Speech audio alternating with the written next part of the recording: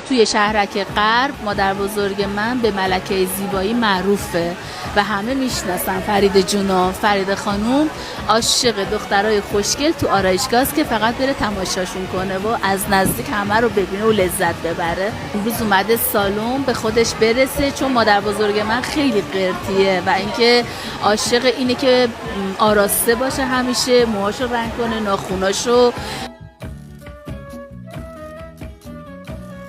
خودش آرایش میکنه؟ آره خود مامان خودش لوازم آرایشی داره، کلا میزش همه وسایلاش صورتیه کلا. هلوکیتی از خواب که بلند میشه دوست داره فقط اولین کاری که کنه باید بره آرایش کنه. هیچ کس بدون آرایش نباید ببینه مامانو.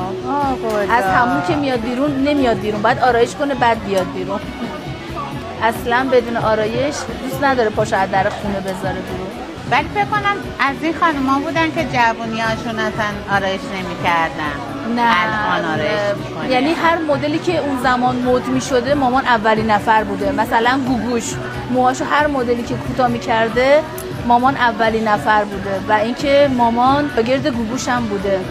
خوانندگی صداش خیلی خوبه، عاشق موزیک و آرایش و آراستگی. استخر، کافی شاپ خیلی دوست داره. عشق میکنه بره تو کافی شاپ. تنهایی هم میده نه؟ ها اونجاست ولی ما نیستیم. یعنی مثلا بچهای کافی شاپ میان میبرنش، کلا صبح تا شب اونجاست.